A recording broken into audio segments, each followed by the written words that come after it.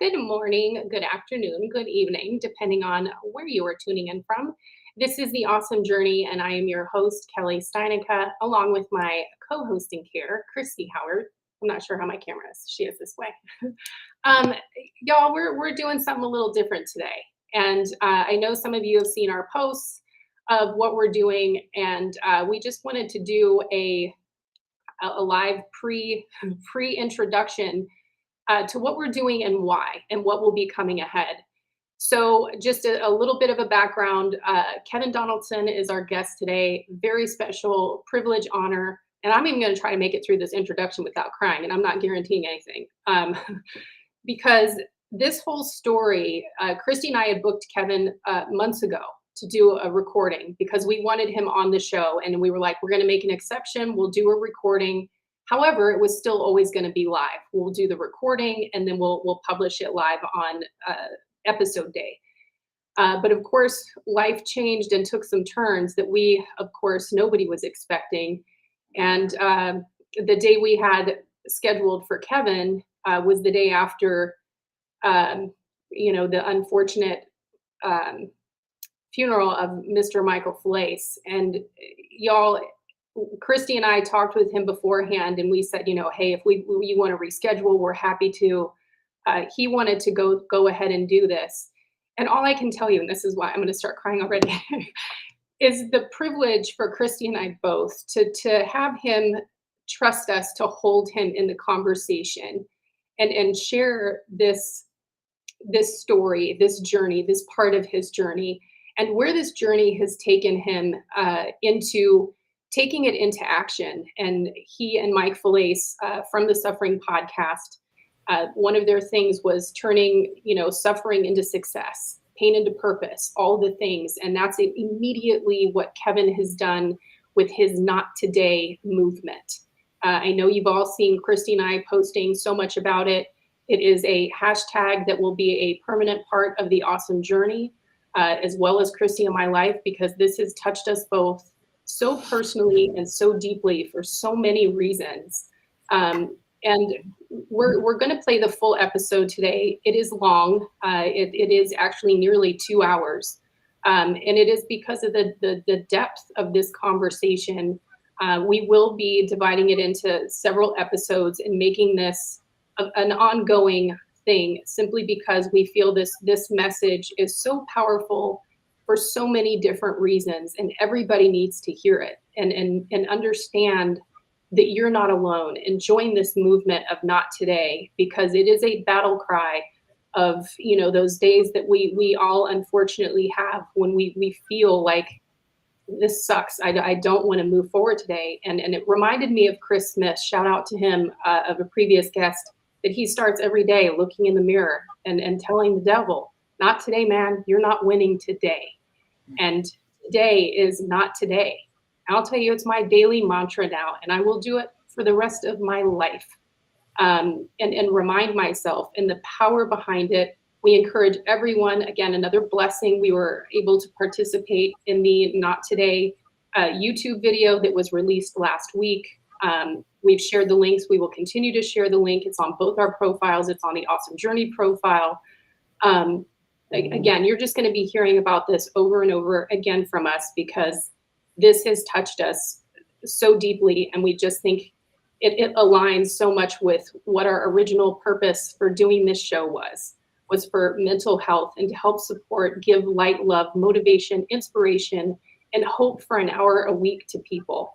And what it has brought to our own lives is beyond measure and beyond what we can ever say. And I can say it's given my life purpose. And this is a reignition, a recentering of so many things for Christy and I and this show. And we're just, again, blessed, privileged, honored, all the things.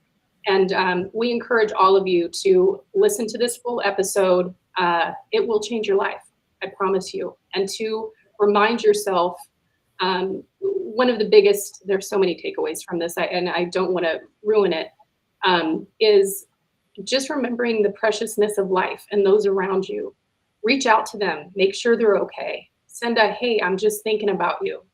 And the other thing, and I've done this since the loss, the tragic loss of my father way too early in his life. the last words that I ever said to him were, "I love you." And thank God the last words he ever said to me were, "I love you." And this is a reminder. Say that to those. Don't hang up the phone call. Don't do any of those things. End your day. Say, "I love you."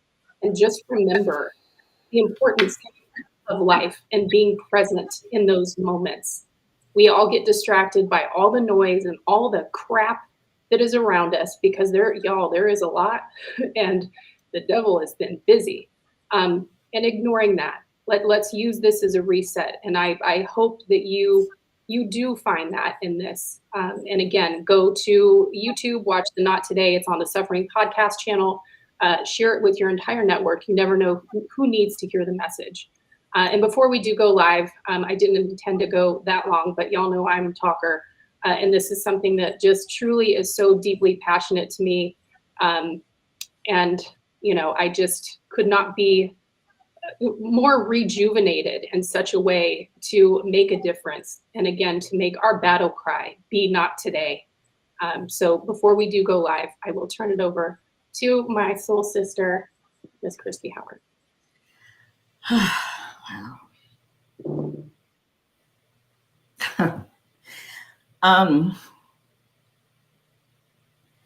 This whole, Kevin, we love you. Oh, amen, brother. You have, God, the Not Today. I mean, I say it, it's on all my posts. We're all going, Satan's hitting hard. We're all going through some dark times. I have of late, and every time I take a breath, I just say not today. And I remember this video. As Kelly said, it was right after Mike's funeral. And for the fact that Kevin honored us to share, I would do a footnote. It was during the evening. My husband's allergies were really bad. And you hear him coughing once in a while. So I apologize for that because I thought my earbuds, you couldn't hear my outside. So now I know. I apologize. But we're going to put the video on. I want to share our comments. Please go check out the Suffering Podcast because we all suffered and some of us are still suffering. Kevin, we're the blessed ones. Amen. You have taught us stuff that I didn't think at 62 I was going to learn. And here I am crying. And if it wasn't for Tom, we would have never met you. So we thank you. No.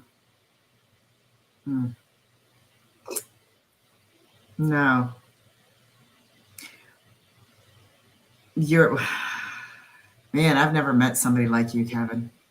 And I've met a lot of people and some fabulous people on here, but your heart allows people to show it with no judgment. And if those who are judging your heart, that's on them because they're not ready to say not today, but we're going to push it down their throat in a beautiful way. We're saying it all the time. So, and then Jessica was very, very involved with this, and she's a very talented person for your social media and everything like that. And here we go. You will see the hashtag not today. And I know that a lot of people are like, you're saying something, then you're going, not today. What does that mean? Because it's not going to be today. That's right. So there's a few more. And just to we'll talk about this in the episode, but it's for anyone who knows, who is Game of Thrones. It's when, what do you say when the god of death, comes to you and you look the god of death in the face and say, not today. So that's where the origination came from. And again, I said that it's going to be on everything that we do. So there you go. So I'm gonna flip over. Kelly and I are going to be on the back, but please keep on chatting. I will continue to show them, and God bless you all. And just not today. Yes. Amen.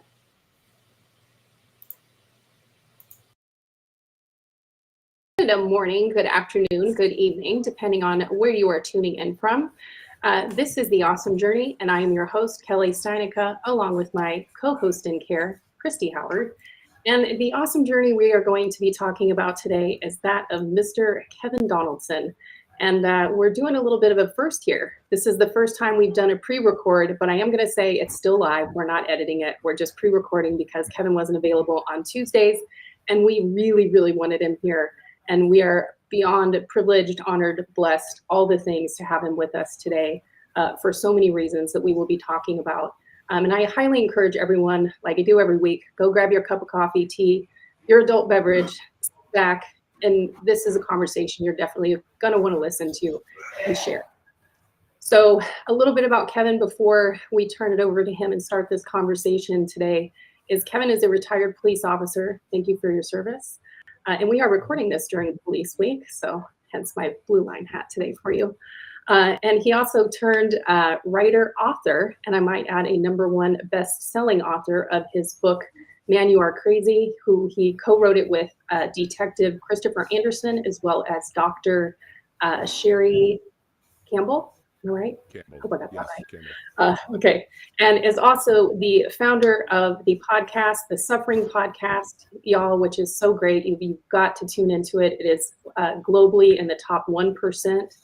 And check it out. We will be talking a lot about that today, for sure, as we get into this conversation. And because I want to spend as much time with Kevin today for this conversation, I will turn it over to my co-host in care, Christy Howard. Well, this is going to be my title. It's going to be a heartfelt conversation. Amen. Kevin's had this podcast for quite a long time, and it's these conversations that are just amazing. The vulnerability, the rawness type of conversations I only want to have.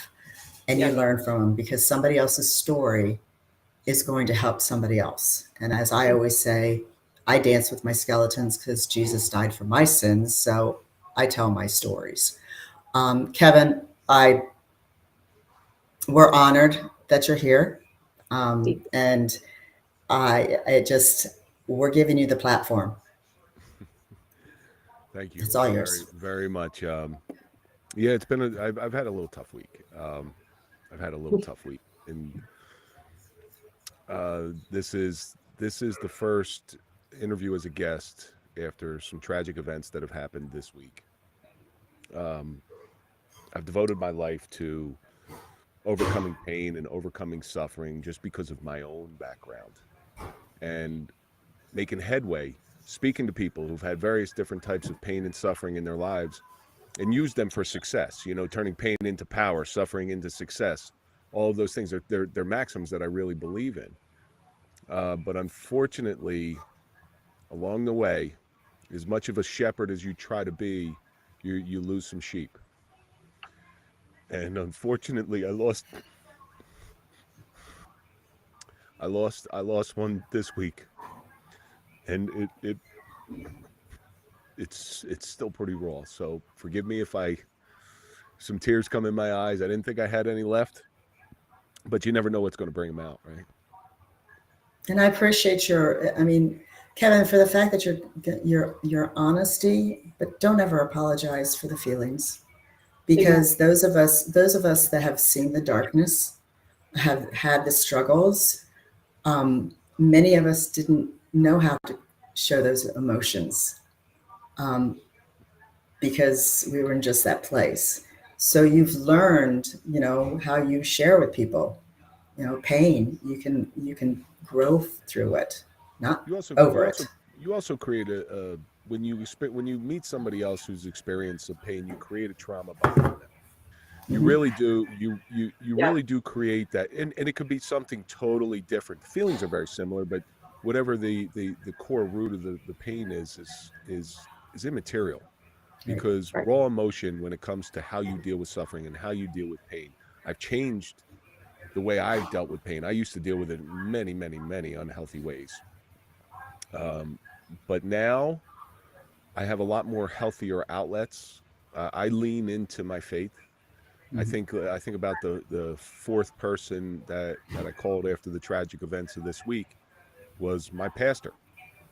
And my pastor's a very, very unique man.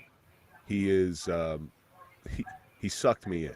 Let's put it that way. He sucked me in. He's a former professional hockey player. His name's Adam Berg. And very early on in the podcast, a friend of mine introduced me to him, and I'm like, I mean, when did you start? Sorry, and I interrupt. When did you start? What year did you start this podcast? Started it December 20th, 2020. So this So is a during lockdown, COVID. baby. This is a lockdown. And the Okay. reason it was started was because I couldn't go to group therapy anymore. And I had to release and speak and get my heart out. You know, because listen, when you start these things, you're getting 15, and most of them are yours because you keep listening to it for critiques.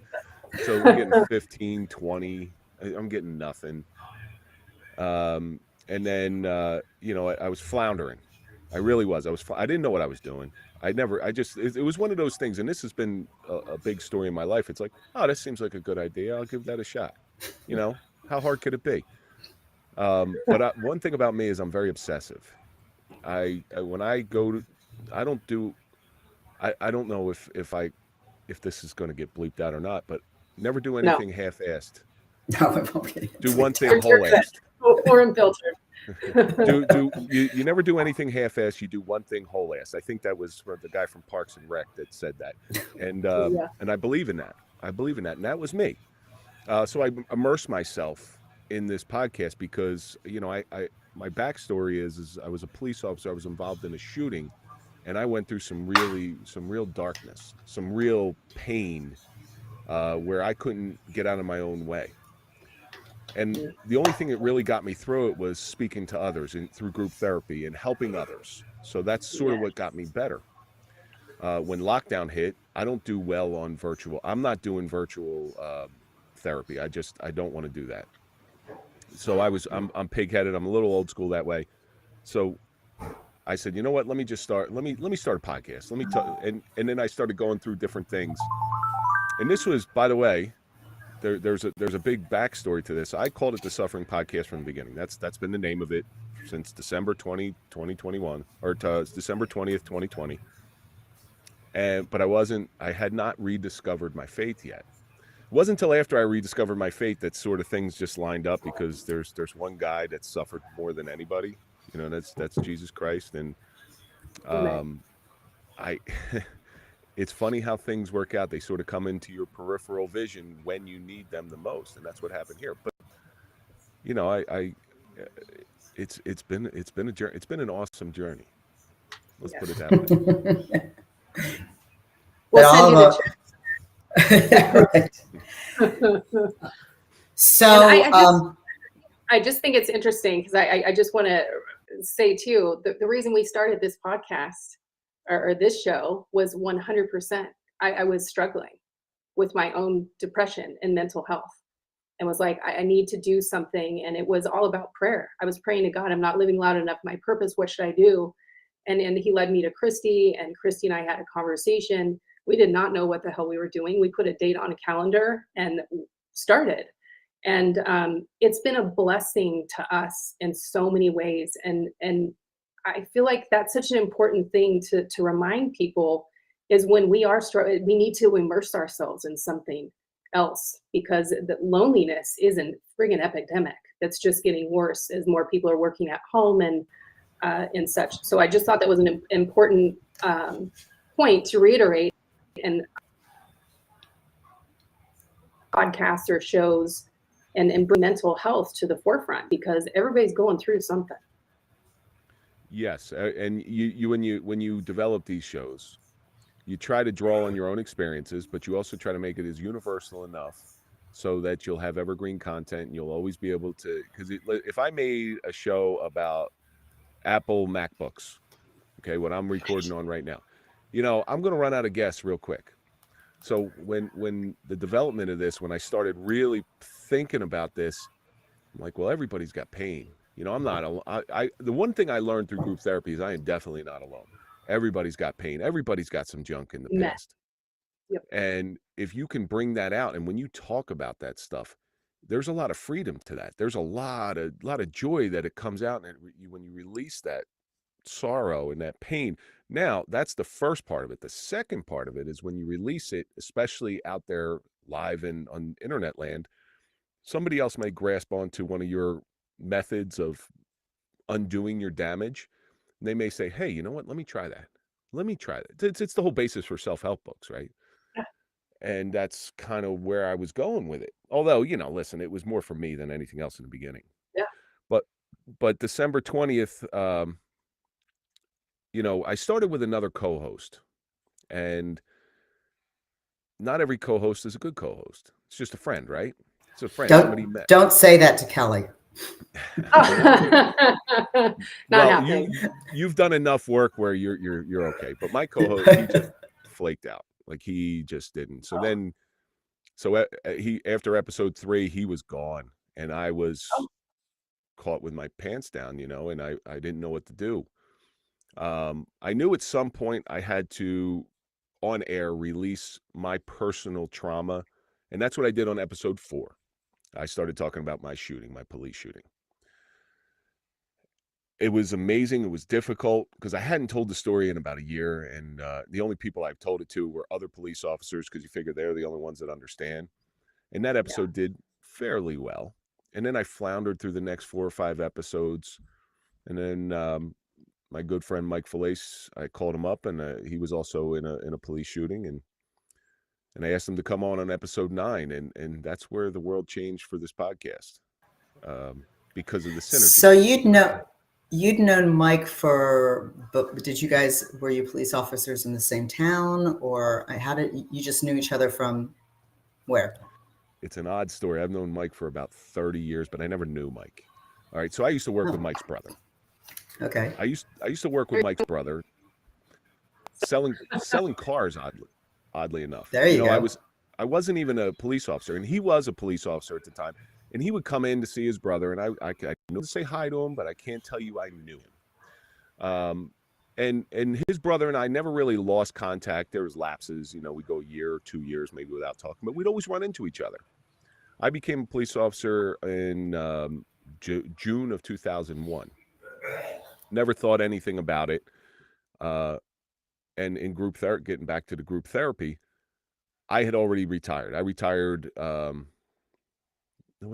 I wasn't retired yet. I was going through the retirement process, and I'm sitting in group therapy in December. Oh, no. I apologize. I was retired. I retired June of 2014, but I always stayed on. Why do men always remember like dates and years? I don't even know what year or date I lived somewhere. You get them tattooed. Okay, well, there you go. You get them tattooed. Well, that's my wedding date. So okay, that way I never forget it. Okay. Yeah. So he comes into group therapy, and I'm just there in a support services type of facility or atmosphere, because I'm helping other guys, because I had help when I was in my darkest of times. And in he walks, and I could see, so when you've been through darkness, you can recognize darkness in other people. Oh yeah. And when he walked in, I recognized him because I've met him before. I said, Mike. And I said, what happened? And he said, I was in that shooting in September in Lyndhurst. But here was the thing. I recognized the look in his eyes, and it was so scary. I immediately gave him my phone number, and I said, all right, we're going to talk. And I stayed after him, and I talked to him. And we got together, and we just became close friends. We became tight.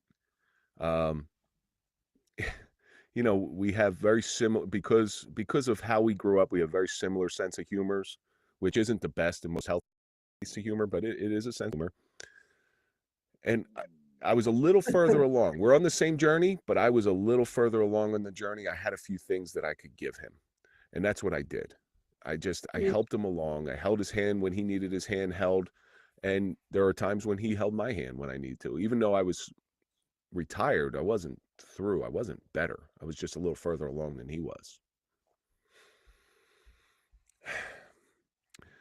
But when you sit down and talk to somebody who's been in something similar with you, you realize a lot of commonalities. The problem with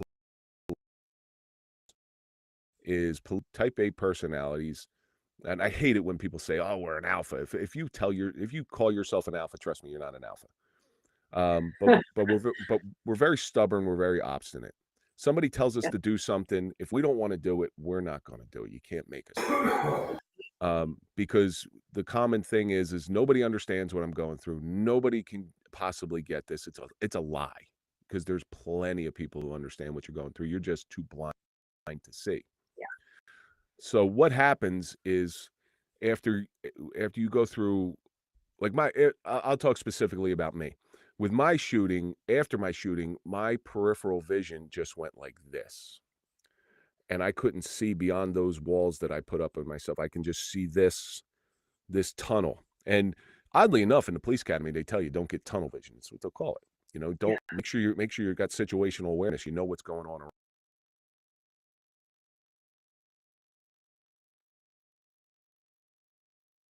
around you. But we get this tunnel vision because our periphery is so small. We can only see our own problems. But meanwhile, you know, there's collateral damage to the left and to the right, because you're spiraling out of control, and you're just trying to hang on for the ride. And sometimes that ride becomes very bumpy, it becomes dark, it becomes difficult. And you're alone. Oh, because you can't tell your spouse about it. They'll never understand.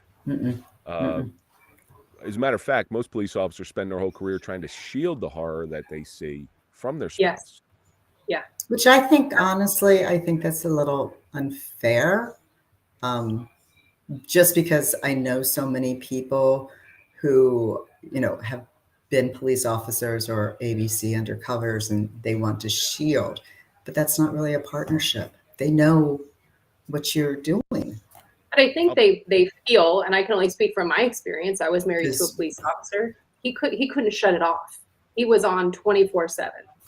And then granted, he was very unhealthy with it. And our relationship was toxic and very unhealthy. He treated me unhealthy because he could not turn it off.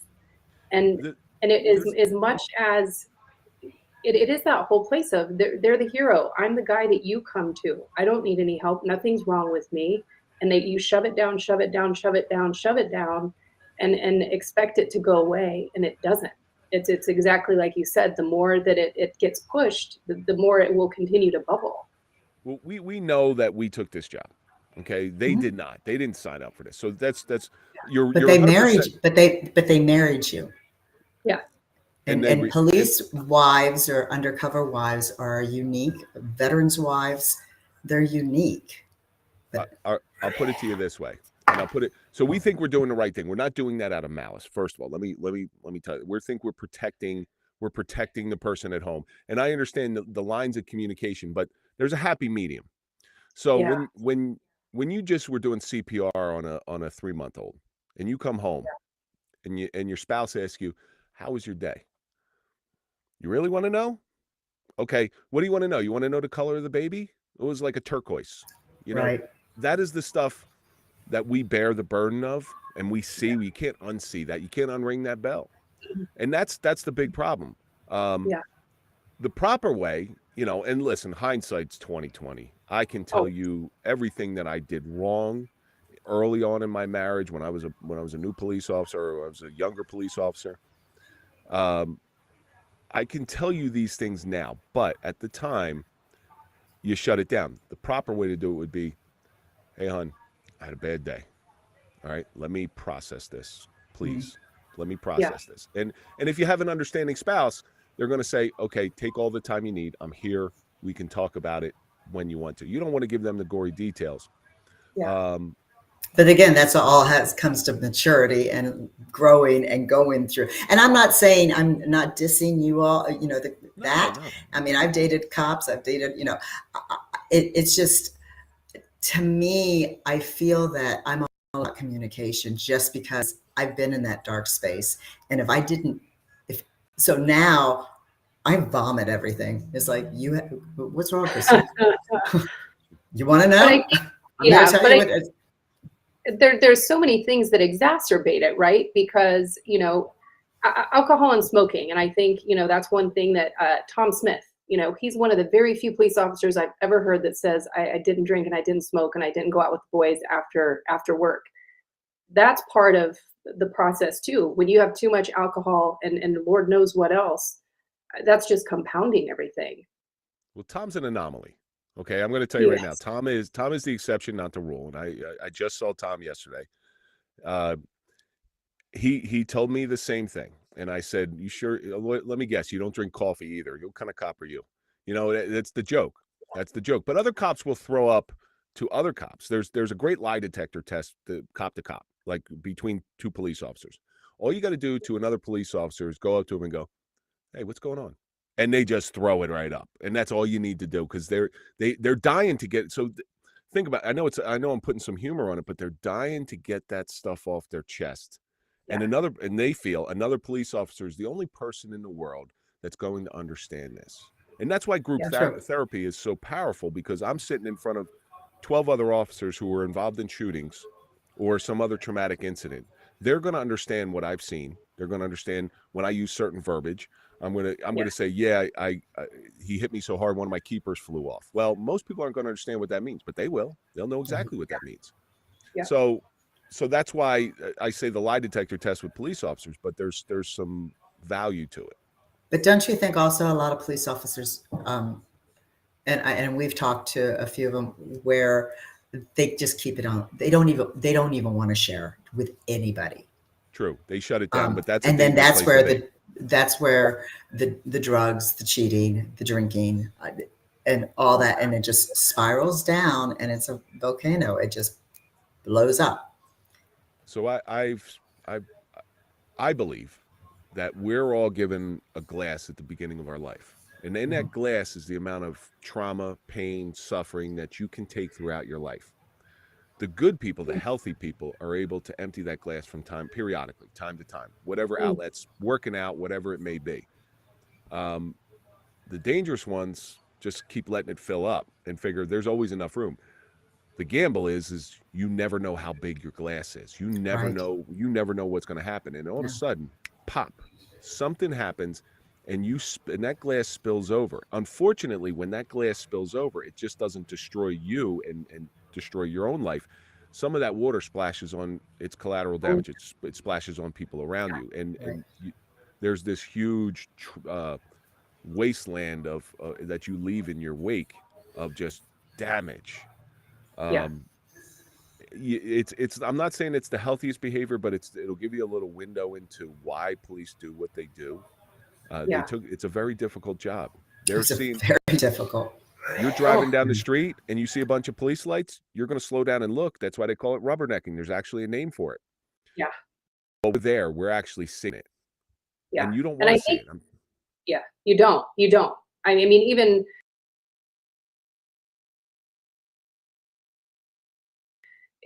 even being married to a police officer and around so many police officers in my lifetime, they would not talk about certain things if I walked into the room. You could tell they stopped sharing. And I would be told, you don't want to know what happened, because I would see on the news, oh my gosh, what happened here in this shooting? Kelly, you don't want to know. We're not going to talk about it. You don't need to hear about it. And I think that the collateral damage that you're talking about is so important. And this is part of with your book too, because I think one of the things that you're one of the co-writers, the other detective that co-wrote with you, that he mentioned, this isn't a book for police officers. This is a book for people who know police officers. And I've said this on many other conversations that Christy and I have had, is I just wished there would have been a resource, a book, or someone that I could have talked to, because I just thought I was a shitty wife. I mean, because that's all I was told. I was a shitty wife because I didn't do anything. And granted, he's a little bit more complex than most police officers, but even though that's the case, I just didn't know, and I didn't know where to go. Our hope with Chris, so with Chris and I, when we got together, Chris was an Alabama homicide detective, Birmingham, Alabama. I'm in New Jersey. But it's funny, we're worlds away, but the things we experience are very similar because it is universal. When we sat down and decided to do this, him and I, we wanted to do something that was that when you're after a spouse of a police officer or somebody who loved a police officer read it, go, oh, that's why they were like that. I had no, okay, now I get it. I have a little bit more sympathy. And just to take you back, okay, I had an uncle who was a prisoner of war in World War II. And his name was George, but everybody called him Duke. The reason they called him Duke is because he fought constantly.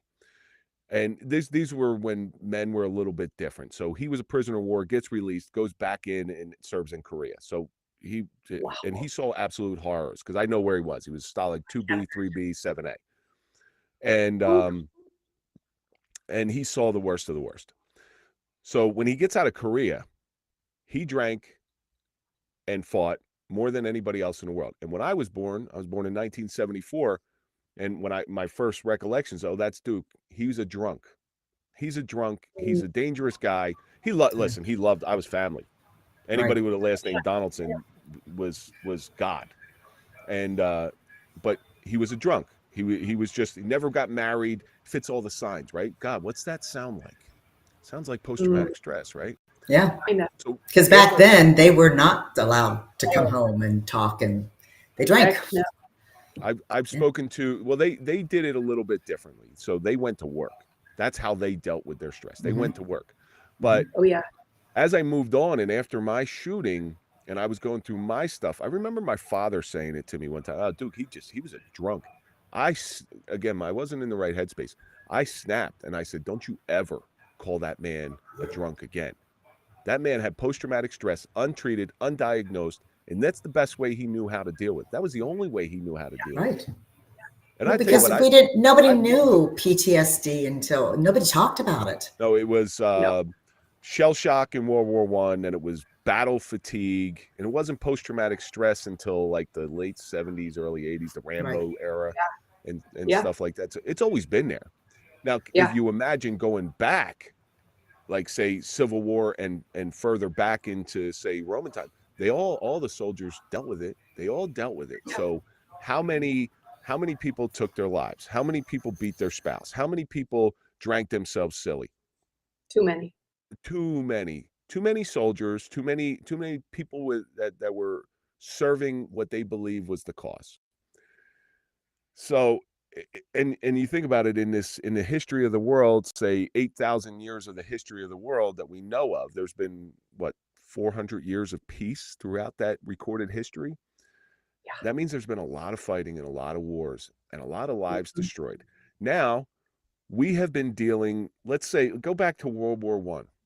So we've been dealing with any type of trauma from battle for 120 years.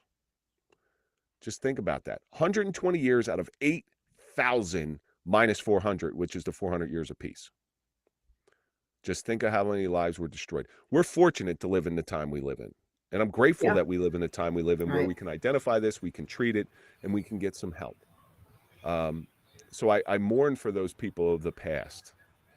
But all I can do now is work towards the future.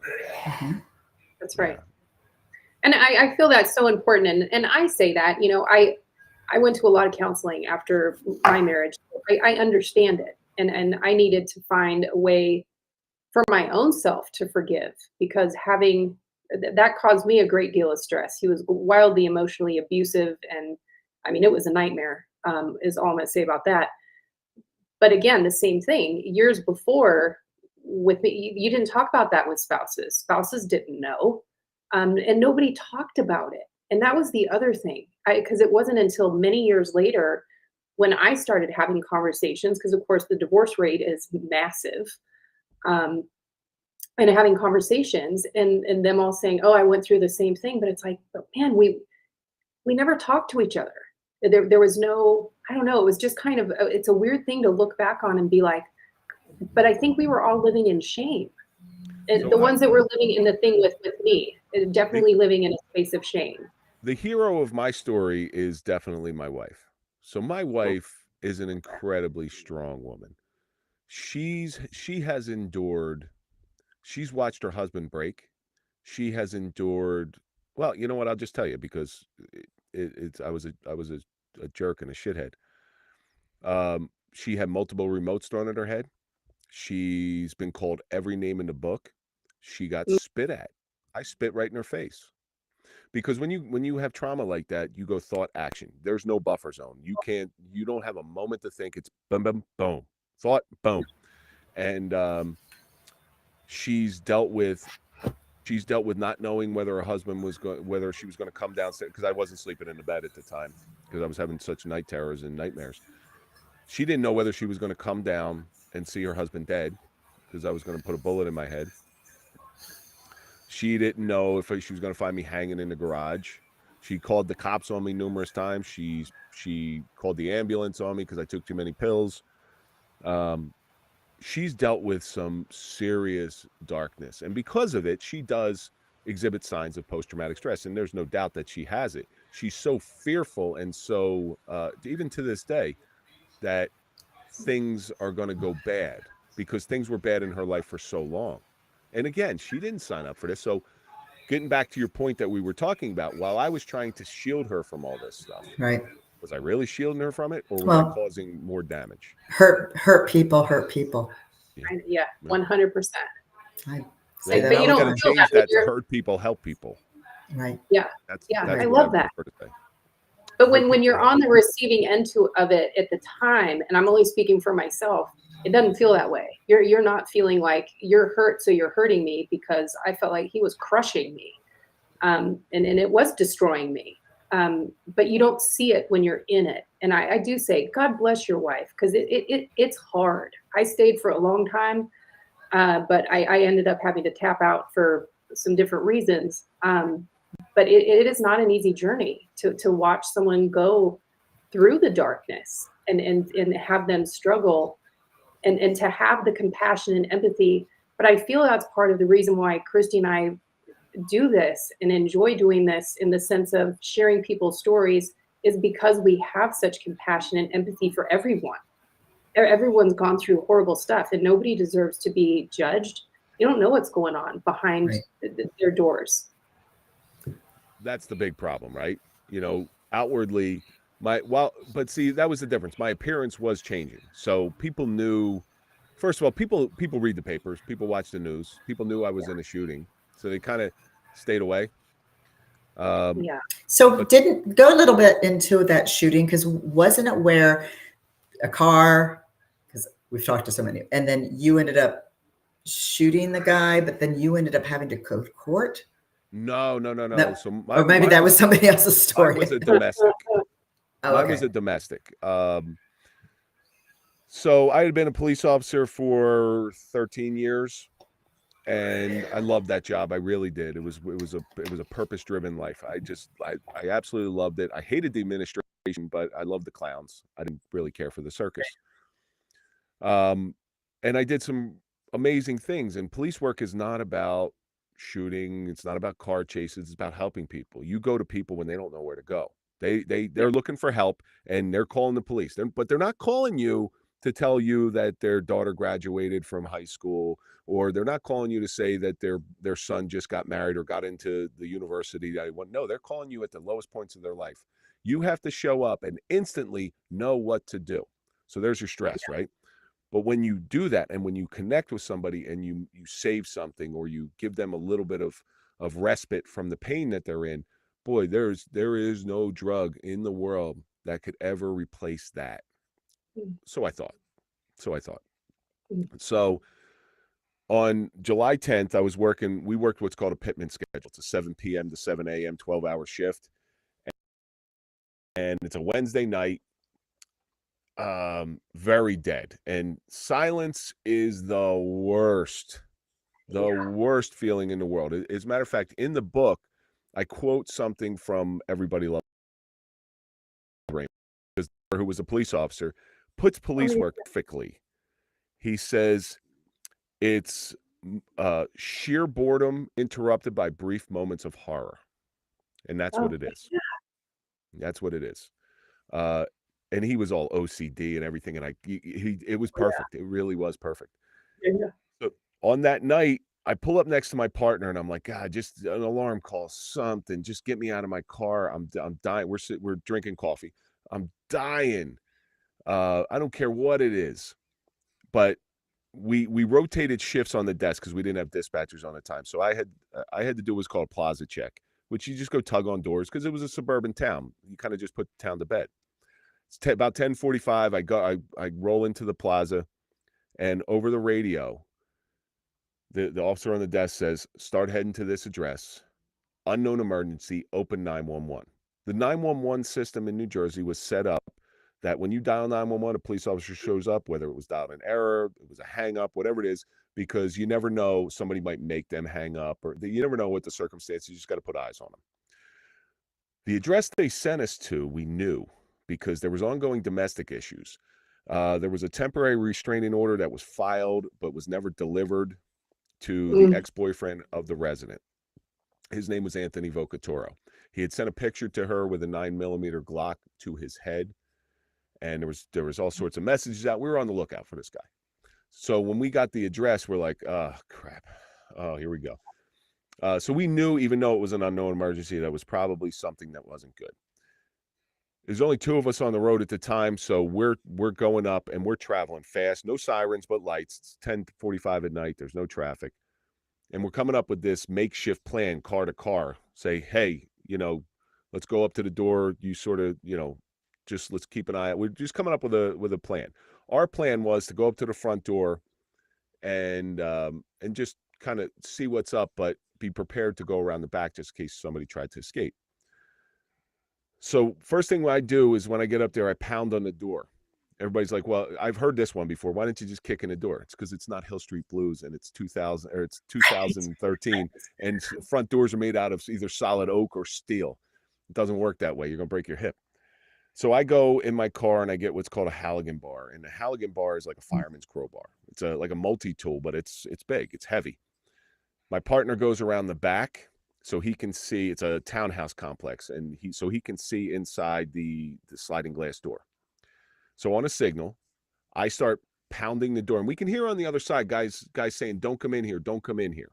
He's screaming it. You can hear somebody crying, but my partner's in the back on a signal. I start pounding the door to make way for the wedge so I could pop the door.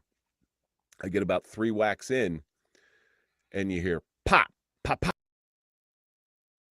pop, pop. You hear 4 gunshots. You sort of drop the bar, you go back. This is not the type of town where this stuff happens. I think the last shooting prior to that was 2000, where a car thief tried to run over another officer. So Wow. yeah, so it's not an everyday occurrence. So all I care about at this point, after I hear the gunshots, is my partner, just making sure he's all right. Yeah. I go running around the back, and what had happened was, if we were to make entry, I would have been the first one in because I was the door breacher. And if we were to make entry, this guy was raising his gun to the door to shoot the first person that would have came in, and that would have been me. When he realized the jig was up, the victim is sitting on the ground. He raised his gun to shoot her in the head, and my partner exchanged gunfire with him. So he's okay. He's not shot, all right. So now we got a problem. At this time, other cars are showing up. So I go running around the back. Other cars are watching the front. And we come up with another makeshift plan where we're going to go on this little back deck, this little privacy deck with, wood slats, and we got to go preserve life. That's our job. Just get to the victim, make sure she's okay. So there's 3 of us that go on the back deck, and we can see her, but we can't see him. We're not quiet going on the back deck either. And she is sitting up against a wall with her knees to her chest in obvious distress. She's terrified. Okay. So I go off, the steps are over to the left. I go off to the right, and I see like what I think is the most tactically sound position because I can see everything from the left. I got a little bit of cover. It's patio furniture. It's wire patio furniture. I don't know what I was thinking. And our plan was to throw a chair through the sliding glass window. And as soon as my partner did that, I see a huge flash of light. I feel gunpowder hit my face. I feel heat. He was standing behind the wall. Now, in retrospect, she wasn't looking at us on the back deck. She was looking off to the right. Yeah. She's looking at him. Right. He's hiding. So he fires at us. He fires at me. The bullet missed my left ear by what they're telling me is about a half an inch, somewhere around a half an inch, quarter inch. But it wiggled my ear. Like I could feel it. Holy 90s. I hit the ground and everything slows down. Like there's certain people in this world that panic in this situation. And believe it or not, one of the officers that night did panic and ran away because there was 4 of us. One of them was off the deck. He ran. Well, because you weren't used to it. It wasn't something that you had ever done. You can't run. There's no forgiveness. He left me for dead. Yeah. He left I me understand. for dead. I'm not saying that's a good thing, but I'm just saying that he's got to live with that. And that's his That's burden right. to bear. Yeah. So I'm now, what I thought was the most tactically sound position is now the worst position because there's no glass in the window. Right. He has a very clear shot to me. I'm on my forearms. I got some pain in my shoulder and I see blood everywhere. And I'm like, oh no, I'm shot. Like I just, and time just slows down. I become extraordinarily lucid. I become very clear. I'm thinking very clearly. The other officers were able to retreat off the deck, which they should. It's a dangerous situation, but now I got a problem. I'm trapped. This guy shot at police officers twice. There's no reason why he's not gonna do it again. Correct. What do I do? Well, I keep hearing people ask, "Are you shot?" And I said, "I don't know. I see a lot of blood, and my shoulder hurts." I get in a prone position, and I make my peace with the Lord.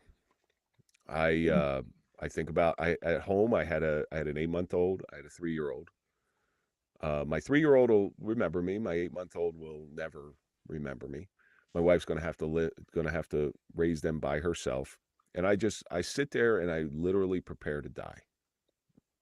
It's a weird place to be in. I wasn't sad. I wasn't upset. I wasn't scared. I was just, this is work. This is another day. And that's how I thought about it. I was trapped there for realistically about a minute and a half, but it felt like 20 years. Until the other officers who did stick around were able to hold cover. Now I'm not a little guy. I'm 6'4". I was like 235 at the time. Dang. And I although I look like a gymnast, I'm really not. So I'm not real spry of getting up off my stomach. So another officer reaches over the railing, grabs my belt, and assists me while the other officer holds cover. And I'm able to get off. At this time, we can see, as I'm getting off the deck, I can see the victim, because the guy who shot at me, Anthony 𝑣𝒘𝒆𝒚, ran upstairs. She just sort of stands up on the wall and slinks out the garage. Game over. He stays up there forever. There's no more threat. There's nothing else that he can do unless he starts volleying rounds at police officers. Mm-hmm. So we just hold perimeter. Now, when I get off the deck, I realize I'm not shot. The blood came from, there was so much glass on the deck from the window busting out. And I went down on my forearms and I hit the glass. And I still, to this day, have some glass. I have some glass in my arm here. So we hold perimeter for about 2 hours in July. My arms are shredded and it's burning, but you're kind of just processing, but you're proud of what you did. Like you did your job. You preserved that life. So there was a lot of pride. I remember talking to my partner that night. I go, holy shit. Do you believe that just happened?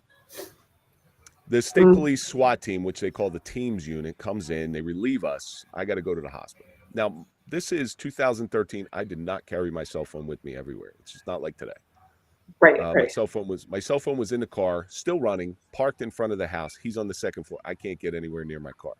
And all I'm thinking to myself is, I got to call my wife. Right. Because police officers' wives will talk to each other, and I don't want her finding this Oh, out. yeah. Yep. So I grabbed one of the EMT's calls, and this is what a jerk I am. I'm like, I thought I was doing the right thing, but I'm a real jerk. So it's like 12:30 at night, and an unknown number calls my wife's cell phone. Yeah. She knows her husband's working, Uh-huh. and I get on the phone with her, and I said, "Hun, it's me. I was in a shooting. I'm okay. I'm not shot. I have glass in my arm. I have to go to the hospital. I'll be home as soon as I can. Goodbye." Right. Click. Right. And I'm looking back going, God, you are such a jerk. Like, oh yeah, go back to sleep now. Have a good dream. Right. Yeah. But on the But I same thought token, you let her know that you were okay. Like Yeah. that is, I mean, I get where you are coming from, because I'm like, I can see, because I there had a is, I vision think, in my worse. head of I had a vision in my head, her calling my cell phone and me not being able to pick up, knowing that there's an active shooting in town. Oh yeah. And I didn't want that. So I get back, the hospital stitches me up. I get back, and and I was relieved, because the hospital told me I didn't have to I had to work Thursday, but I was off Friday, Saturday, Sunday. Hospital told me I didn't have to go back Thursday. I'm like, oh, cool. 4-day weekend. This is awesome. This is, not only did we do a good job, but now I get a 4-day weekend. This is fantastic. So I get home and I give my wife the biggest hug. I give my kids the biggest hug, but I got such an adrenaline dump in me. I don't know what to do. So I go out for a run. Nothing. I go out, walk my dog. Nothing. I try to lay down. I get maybe 1 or 2 hours of sleep, maybe, and wake up. Now, police world, it's all, everybody wants to know everything. Everybody wants to be informed. So they call you Oh up yeah. and they want to hear from the horse's mouth. 50 phone calls. Like, come on. You get back to a couple people, you check on the people who are on scene, making sure they're okay. And that was pretty much it. I worked through my day. That night, my wife and I, sort of to celebrate me being alive, we go out to dinner. We go to dinner and a movie, just date night. So we go out to dinner. We sit in a movie. I'm in the theater, and we're watching this Seth Rogen comedy called This Is the End, and there's a scene in it where the world ends, but there's this big flash of light and loud noise where certain people get put up to heaven, and the people who stay on earth, that's like hell. And it just, something happened in me. I started hyperventilating. My chest was pounding. I start pouring sweat. And I can't tell my wife really what's going on, because in my mind, she's been through enough. Like, I put her through hell in the past 2 days. Can't do it no more. So I get up. But I walk part of outside. you had to not really know what was going on with you, right? Like, you had to be like, what in the? No, because you were doing the adrenaline rush, and oh, I'm alive and everything, and then all of a sudden this boom. Yeah, it was trigger. bad. And I know you don't like the word trigger, but it was a trigger. I said, I can't remember where I said that on. It was one of your podcasts. Yeah, it was Sherry also. I know, because Sherry and I talk about it. Yeah, Sherry. Yeah. Because everybody's triggered. That's why I don't like it. Everybody's triggered. I have a blue pen, and that triggers me. That's another conversation. I fought with my publisher over that. She's like, I'm going to put a trigger warning. I'm like, if you put a trigger warning, take my name off the cover. Oh dear God. So I go out in the hallway, and I'm just trying to catch my breath. I'm in full-blown panic attack, and it's such chaos going on inside of my body right now. I don't know what's going on. And you never had this feeling before? Not like this. Not like this. And 15 minutes goes by, and I tried to go back in, but the door was just so heavy. I couldn't bring myself to go back in. I'm sitting there. Thankfully, nobody's in the hallway. After about 15 minutes, my wife comes out to check on me. She goes, "You okay?" And I'm like, and I lied. I said, whatever we ate for dinner, my stomach really hurts. It's bad. But here's the thing. She knew, as good of an actor as I thought I was. I'm pretty sure she knew something wasn't right. So she took mercy on me, and the movie did suck. I got to be honest with you, the movie did suck. So she says that Seth Rogen. What do you expect? I was gonna say it started with Seth Rogen. I was like, he used to be funny. Yeah, he used to be. Yeah. He used to be. This was like the cusp where he started not being funny. Yeah. So she says, this movie sucks. Let's go home. Let's just leave. And of course, being the cheap person that I am, I'm like, but we paid for tickets. What are you talking about? But we do. We go home. We go home. And that night started the nightmares. And nightmares so bad that you sweat so much. You do a clothes change. Make sure you don't wet. Like, I honestly thought I wet the bed. That's how bad it was. And you're kind of just like, what is this? Okay. And you chalk it up to like, okay, I was just in a traumatic incident. I was just in a shooting. That's what this is. This is just the adrenaline. So were the nightmares repeating what had happened or what could have happened? Or was it like the boogie monster? But I mean, just curiosity. I mean, what were the dreams? So a couple of them that I remember, it would be like I'd pull out my gun and the magazine would fall out and the bullets would go everywhere. And then I got to pick up all the bullets. Or I'd pull out my gun and pull the trigger and a bang flag will come out, like in the old cartoons. Stress stuff. Like, I'm getting ready for work and I can't find my vest. Just stuff like that. And it really screwed with my head. It wasn't really any trauma related stuff. I didn't But see it was. bodies. But it was. Yeah, and those are, to me, those are night terrors. They're not nightmares. I haven't had yours, but I've had night terrors. They're next level. They're not a nightmare where the boogeyman was under your bed. They're terrifying, and it's the feeling more, or at least mine were more about the feeling of what was happening than actually what was being seen. Right. It feels real to you. All the emotions are 100% correct and they're real. At this point, I still don't think I have a real problem. And so we chose to, my parents live down by Atlantic City. So we chose to take the kids down to go see my parents. It's just like a sort of a getaway type of thing, you know? Sure. We go down there, and of course, my parents and my brother's a police officer too, and he's asked me what happened. I'm like, not now. But I was real quiet, you know. I just sort of introspective and thinking about everything and thinking about not the shooting so much, but what's going on with me. Right. I really don't want to talk about it with anybody. It's time for us to leave, and my 3-year-old has chocolate milk, and he spills it on his car seat, and I lost it. Like I started screaming at him like he burnt the house down. And my wife, being a good mother, steps in front of it and takes the she sees something wrong, she steps in front and she takes it. Now, I don't care who I yell at. I'll yell at anybody. Just now you're in the way, so you're going to get yelled at. So it's a 2-hour drive home from my parents to my house. Garden State Parkway, if you've ever been on it, is a major, major, major highway. It's like 5 lanes in some parts. My wife was begging me to let her out on the side of the Garden State Parkway with a 3-year-old and an 8-month-old because I was that out of control. By the time I got home, of course, you know, I'm not letting you out. Not here. It's dangerous. I may treat you like shit, but you know, I'm still in charge of your protection. By the time I got home, I realized there's a problem, and I call a police helpline. I have to figure out what's going on. They hooked me up with a therapist, and that was it. You know, I very quickly took myself out of the bed because I was waking up and screaming, and I didn't want to keep my wife awake. Monday morning, I go to the hospital because I had to get more glass removed, and the nurse looks at me, and after she's picking at my arm, and you can feel the glass in there, and she says, "Are you okay?" And I'm like, "Yeah, it's just glass. It's not a big deal." She goes, "No, it's not what I'm talking about. It's, are you okay?" And whatever the way she said it, I just started breaking down crying. And I was never a crier.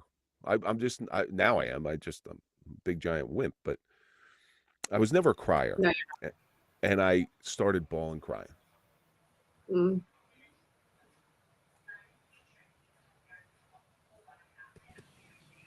My mic got muted. Yeah, my mic got muted. Okay, so you started crying. I started crying, and she gives me a hug, which is kind of weird, but it's worse. All right, you know, it was bad. And that day, my department was holding a critical incident debriefing, which they're supposed to do, but the only problem is you're supposed to do it within 48 to 72 hours. Yeah. They kind of missed the ball on this one. But they're all, you know, most departments at that time were run by old school people who you rub some dirt on it, walk it off, and it's not. Get over it. But that's how you lose officers. Well, and you didn't have it happen very often there. Like, it wasn't something that they probably felt they needed to be trained up on, right? Because I mean, they didn't have shootings. I'm not excusing it. I'm just saying that it probably wasn't. It's not normal practice. Under a normal police department, I would agree with you, but my police department was very apathetic to the needs of officers. That's how I'll leave that one. Okay. So they got this doctor who I went and saw. It says you're not going back to work. You're definitely not going back to work. You're not ready. And I just start going down this bad spiral. And I actually have a picture. One time, my wife was trying everything she could do. We went down to Atlantic City, just her and I. We stayed in the casino, and I'm not a gambler or anything, but we just wanted to get away. And there's a picture of me, and it was at the end of July. So it was like 2-3 weeks after my shooting. I don't look like myself. You can see there's something wrong. And I'm falling apart. So when we get back a couple days later, I'm sitting in the chair downstairs, and I can't sleep. I don't want to sleep because I'm afraid of the nightmares. Right. And I just can't, the pain's so dark and it's so real, and it's destroying my life. I go into my office, which is right next to where the TV room was downstairs, and I grab I still have my off-duty gun, go into my office, and I have a Smith & Wesson Chief Special 38 caliber. It's all loaded up, ready to go. I grab it out of the safe. I write a note. That's what I'm going to do. Here's the passwords to the banks. Here's everything you need. Sorry, I can't do this no more. I put the gun in my mouth, and I'm staring at a wall. And on the wall is everything I've done. You know, my college diploma, my graduation certificate from the police academy, pictures of my grandfather, pictures of everybody who I cared about, my kids, my wife, everybody's up there. And I'm looking at this wall, and I got this gun in my mouth. And it's so vivid to me now because I can still feel everything. I can feel it on the tip of my tongue. I can feel the metal in my mouth. I can feel the ridges on the trigger. I can feel the notches on the hammer. And I'm ready to go. And I'm looking for a reason. I'm like, please don't. They just you know, I have no faith at this time. Like I had lost my faith in college. So I don't even know who I'm talking to. I'm just talking to somebody. I'm apologizing to my grandfather, saying, sorry, I can't be this man that you thought I could be. I apologize to everybody I can. I'm very apologetic. So I sit there with this gun in my mouth for probably about 20 minutes. And then it was the strangest thing because I just paused for a second. And I pulled a gun out, and I have it in my hand, and it feels like this lead weight. Now that gun is 1 pound, 9 ounces. And I look at this thing and I said, oh my God, I'm getting rid of my pain, but I'm about to blow my head off in my own house. My kids are upstairs asleep. My wife's going to find me. And what am I doing? Like what? But again, it's that peripheral vision, right? My peripheral vision just went like this. And I couldn't see the carnage that I would have created by that. So now I know there's a big problem. I didn't sleep that night. And first light, I call one of the few guys who I did speak with, because there was guys reaching out saying how I was doing, but I never returned their calls because I didn't know what to say. And then there were some guys who never called, but looking back on it, they didn't know what to say either. So what's the point? Right. I shipped my gun off. I said, I can't have this in my house because I don't know when these feelings are going to emerge again. And they knew. They knew. They didn't ask any questions. They said, put it in a lockbox, meet me here, and they took my gun. That was it. But there's many different ways to skin a cat, right? Mm-hmm. I've tried to hang myself, which was the opening to the book talks about one of my incidents when I hung myself or tried to hang myself. Again, being 235 pounds, you don't think about the physics involved. I had a rope that I used to play catch with my dog. Like I tie a toy to it and throw it out in the lake, and she's a lab, so she loves to swim, and she'd go out and retrieve it. And that was just in case she got lazy or distracted and she didn't go out and get it. I could pull it in. Well, I tie that around a hook in my ceiling, and I put it around my neck, and I go. Well, the rope wasn't strong enough to hold me. I dropped to the ground, and I don't know whether I choked myself out or I hit my head, but I woke up about 3 or 4 hours later feeling really stupid. So here's the mindset where I am now. I felt like a complete and utter failure. I'm a failure at life because I can't get this monster under control. I'm a failure at death. I can't even kill myself. Like that, geez, come on. Like I'm a failure all around. And I can't do it. And you know, I'm drinking, I'm taking medication, I've taken so many pills at one time. I don't know how it didn't kill me. Like it's a miracle that it didn't kill me. But I'm drinking so much at this time that it's skewing my decision making. That's what drinking does. The depression. You think you're making sound decisions, but you're making the worst decisions possible. Right. Mm-hmm.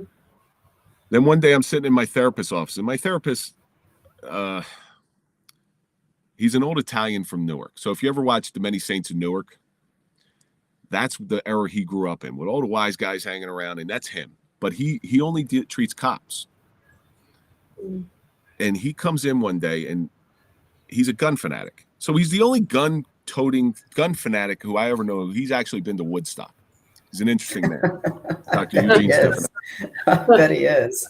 He tells everybody he went to Woodstock for the weed and the girls. Yeah. He's 80 years old now.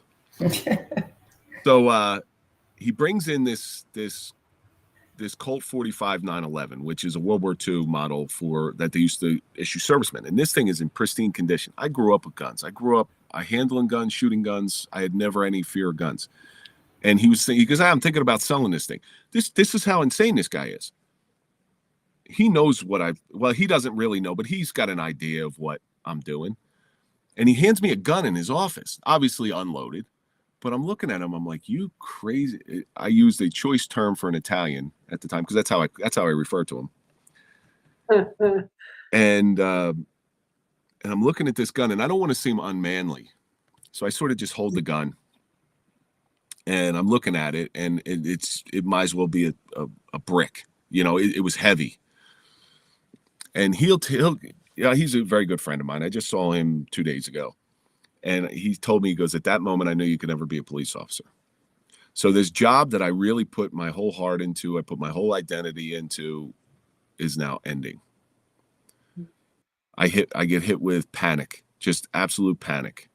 When he told me that, I said, okay, I gotta fix some things in my life. If that's going to be the way it's going, and you're telling me I can't because I got no choice, I'm going to go to rehab. I checked myself into rehab, and rehab didn't do very well for me. Like I'm not a enclosure type of person, but I went in there very serious. I went in there sober, 3 notebooks, 5 books, workout plans, because I'd stopped working out at the time, and that was always a big part of my life. And I'm going to get back on track. And a few days in, I'm like, first of all, I walked into rehab. They strip search you. They make you bend over, spread your cheeks, and cough. That was about as sober as I'm ever going to get, right there. Right. I said, this is not for me. And then when you sit in there, and you don't want to be judgmental, but you start looking around, and people coming in, and they went on a bender right before they came in. Yep. And you're like, I'm not an alcoholic, but you guys are all alcoholics. You're a hot mess. You are. So at some point I felt like I was taking a bed from somebody. So I said, look, I'm going to check myself out. They're like, no. And they tried everything they could. But I checked myself out of rehab, and I never went back. I never went back to drinking. I was done. Because on the way, I drove myself down there. On the way down there, I started to miss my family. I started to see the reality of my life imploding. And that was it. So then I just start working towards retirement. And I did. I retired June 1st, 2014. I'm 39 years old. I have 2 young kids. Yeah, I got my pension and everything, but I can't stop working. Like it's a do-over. It's a 100% do-over. I have no clue what I'm going to do with my life. So there's that anxiety, but I'm alive. And I'm in a okay place. You know, I still have my moments. So when I'm in group therapy, I stayed in group therapy. And when I was able to give somebody else in a very similar situation to the place I was, that started giving me some peace. And that started making me feel better. And I'm like, oh, hang on a second. There's something to this. And I would go to group therapy every single week. And I was, at this point, I'm like the older guy in group therapy, because I'd been there the longest, not because of my age. Right. And every person, it was wonderful. It really did save my life, because there were some dark moments there that it was touch or go. Well, and also, you know, it goes back to your story. I'm sure saved a lot of other people's, because you shared. So to go into, you were going to therapy, and during this time you had lost your faith. I did. So how did you come about having your hockey player pastor? So I actually lost my faith in college. Right. I went into college for theological studies. I wanted to become a pastor. And then I had this class by a guy named Dr. John Becker. It was called The Bible as Literature. Now, if you read the Bible as literature, just as a book, it is awful. It is so violent. You know, God likes these people, but doesn't like these people. So these people get they get the wrath of God. Anytime angels come down and do these wicked things. And when you start reading the Bible like that, that's why I'm like, this is not a religion I want to be involved in. And I walked away from my religion when I was 20. I was done.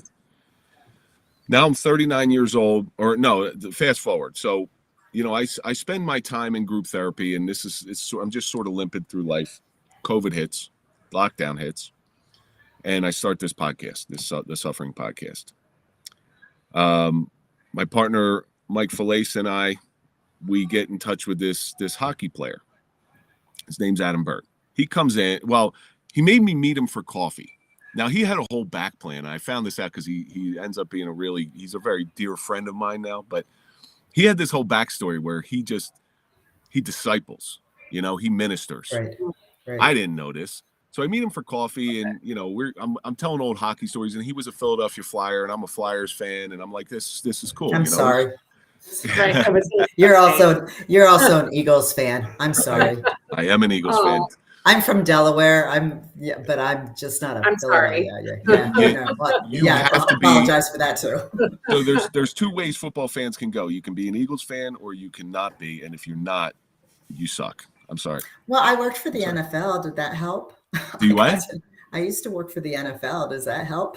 But were you an Eagles fan? That's all that matters. We threw snowballs at Santa Claus. But I'm not a Dallas. But I hate Dallas worse. I think everybody hates Dallas, but that's all right. The Eagles got Saquon Barkley this year, so we're all right. Sure. So here's the odd part. So this gentleman, Adam Burt, comes in on episode 17, and I think we're going to hear hockey stories, but he makes me meet him for coffee. Mind you, my pastor is the chaplain for the Jets. So now I'm hitting them back and forth. I'm like, wrong green team, brother, wrong green team. So I have a wonderful conversation with this guy. I think I'm Mr. Big Shit having coffee with a professional hockey or an ex-professional hockey player. And a couple days later, before recording, he sends me a text message. He calls me KD. He says, "Hey, KD, I'm praying for you." I get so mad at this guy. I'm like, who are you to pray for me? Who do you think you are? What is wrong with you? You son of a bitch. Like I'm calling him every name in the book, and I'm just ruminating on it, right? I'm getting worked up. I'm getting that anger stuff, and I'm just thinking about it. So the initial name of that episode was supposed to be The Suffering of a Professional Hockey Player. By the time we recorded, I changed the name to the Suffering of a Man of God. Right? Because what I found out about Adam Burt is he's a holy man that was disguised as a professional hockey player. Yeah. And his walk to faith is absolutely amazing. So I'm always very supportive. We have him in, and it is a wonderful episode. It's episode 17. It's very early on. I'm recording in the same place I'm sitting in now in my basement of my house, which looks a little different, but it was nice. And he comes in, we record this thing. It's a wonderful episode. I'm so proud of it. And I'm supportive of my guests. His church is like 5 minutes away from my house. So I said, you know what? I'm going to go to his church. He was nice enough to come into me. I should do that. So it's a Christian non-denominational church, and they have worship in the beginning where this beautiful, beautiful voiced woman, Kim Frias, starts singing. Now, mind you, we're masked up at this time, and I'm trying to be stoic. I brought my kids with me because they're my out, right? Hey, listen, one of my kids went to the bathroom in his pants. We got to go. They're my out. They're my out. And he's looking at me the whole time, and he actually calls me out when he's doing his sermon. But he's looking at me for any type of reaction. I'm just standing there stone-faced. But when Kim was singing, I started crying. And my kids are standing next to me. And, you never want your kids to see you cry. So you just, lips quivering. And it's not, I'm trying to stay really manly and strong. But I'm crying underneath. Thank God for the mask. That's the one time I'll say thank God for the mask. And I was like, wow, that was kind of weird. I get out of there and I just quiet, peaceful. The next week I go back. I want to see if I can replicate what just happened. Sure enough, she starts singing, and tears just flow. Tears just flow. Well, that was 2.5 years ago. I haven't missed a Sunday. The only time I miss is when I have a kids' sporting event. They have since made me the deacon of the church, because deacon means to serve, and that's what I do. I'm there to serve people, because that's in my nature. That's one thing I've realized about myself. I'm here to serve. Like, I'm here to, whatever it may be. I'm here to serve as a police officer. I'm here to serve in a capacity at group therapy, and now I'm here to serve at church. And since I've rediscovered my faith, I've been baptized, and my baptism's a whole other story. My life has gotten infinitely better, because I write notes. Like, I have my phone out. Well, I don't do this as much anymore, because I'm always busy. I'm always doing things. I'm always serving whatever needs servicing. But I have a whole list of things on my phone, to the point where I started feeling guilty. And I went up to him one day after service. I said, "Hey, Adam, I just want to let you know, I'm not playing around on my phone. I'm actually writing notes. See, and I hold my phone up. I'm like, see, I'm writing notes. I'm not playing Candy Crush." And so here's my baptism was wonderful. I went in so there's a couple Jets players that were my witnesses for my baptism. And up until I went into the water, I'm still ribbing them. I'm like, don't even worry about playing the Eagles, guys. Don't even worry about it. You're going to lose. Love it. I catch a lot of heat for that stuff, but that's cool. That's fabulous. And I go, it's very noisy where we are when I sit down in the water, and then I go under the water. And when I came up, it was silence. And I know people were clapping, people were overjoyed, but it was just silence. So that baptism shut the noise out of my life. Now here's something that's really cool. And this is for the parents. So every week when I would go to church, I would ask my family, ask my kids, I say, "Hey guys, you want to come to church with me?" And I never push religion on them. I don't think that's the right thing to do. No, we don't want to go to church. I want to sleep. No, I don't want to go to church. Okay. That was it. I go to church. One day, my oldest son, when he was about 12, goes, "Hey Dad, you going to church this weekend?" I said, "Of course I'm going to church. You just mind if I come with you?" I said, "Of course, that's awesome. Let's go." And then that became our thing, me and my oldest son, Patrick. That became our thing, to go to church every week. And then sure enough, my youngest guy goes. And I would do the same thing with my youngest. I'm like, "Hey, you want to come to church?" "Nah, I want to play video games." "Okay." Soon enough, he goes, "Hey Dad, you going to church this weekend?" "Of course I'm going to church. Can I come with you and Patrick?" "Of course you can." And my kids are there every weekend. And my wife has started coming. It's just, it's one of the greatest victories I've ever had in my life, is rediscovering my faith. And there's this whole family of people that I got. It's amazing. So I'm gonna interject on this one, because I love this story. If my faith is, she's heard internet. My faith is my life. So I just listened to your story and how you walked away from God, and you went through what you went through, but God never left you. Right. But he didn't. And he does. I can't. In retrospect, the pause that I had after I had the gun in my mouth. I never understood that pause, but I've come to realize that's God telling me I'm not done yet. I got a little bit more to do. 100%. Yes. Absolutely. And this part of the story, for the fact that you're a deacon now, and that your children and your wife, and curious, your marriage and your family life's very good now. We have our moments, we're married. Well, that's human. If you tell me your marriage is, if you tell me your marriage is perfect, I'm going to call you a liar. Your marriage is not perfect. And no, that's right. But it's a lot, like, there's more, as you said, the softness. Your children probably saw that Daddy wasn't hurting. Daddy was, he was in a place that I sort of want to be. I mean, that's just how I'm really just cool. imagine it. Yeah. That's awesome. It was really cool. And now everybody at church knows, they know us as a family. They don't know me as an individual anymore. And that's a beautiful thing. But So I just heard a statistic, and me and my wife don't pray together, but I just heard a statistic the other day that a husband and wife, if they pray together, there's like a 1% chance that they'll ever get divorced. True story. I've heard that same statistic. It's incredibly high. Like, it is unbelievable, because when faith is your center, it's hard to break that, because you can't break faith. I mean, you can break your faith, but when that's the center of your relationship, and I see every relationship that I've ever seen through my life, and we could all probably sit here, it's because God or Christ, or however they want to refer to their faith, has been the center of it. Well, Kelly, even mine. I mean, mine right there, everything mine. But that's another story. But faith, when you mentioned about the baptism, and that, you know, it was, I think it's the most beautiful. It's like just envisioning that you're just like, you're at peace. That was the start of my peacetime. Okay, now that doesn't mean everything is peaceful. No. That just means I have the mental clarity in order to try to fix all those bells that I rang along the way, and actually learning how to unring some of those bells. So all that damage that I did in my marriage, I now have the mental clarity in order to actively work on those things. So it's given me the ability to heal, where before there was no ability to heal because I wasn't grounded enough. Right. Yeah.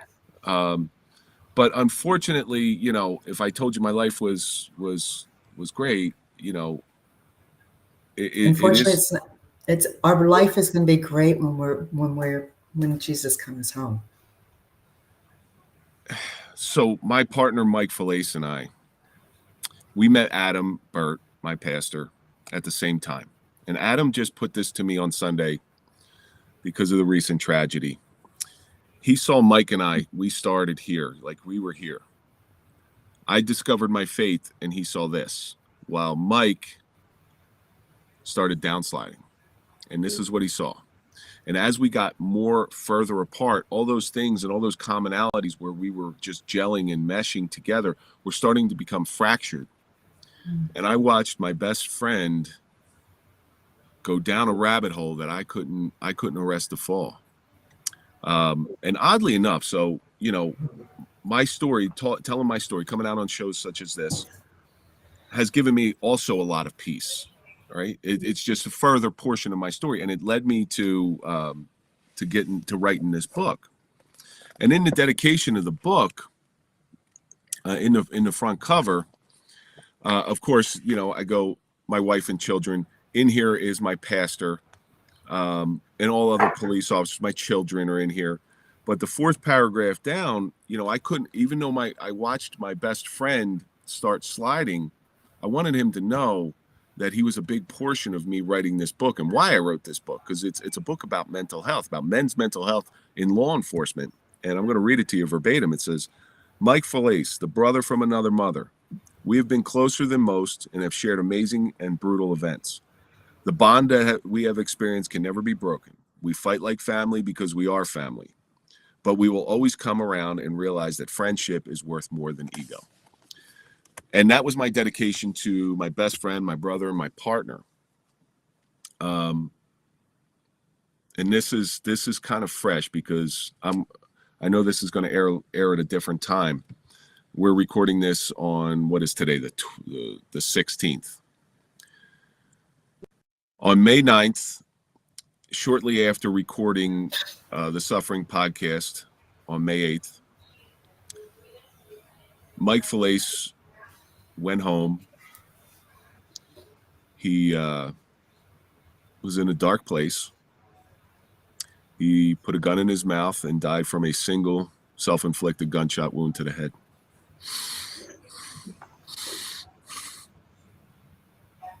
We just put him to rest yesterday, which was one of the hardest days of my life, because while I've done so much to try to save people and to help people, I couldn't save the guy that was right next to me.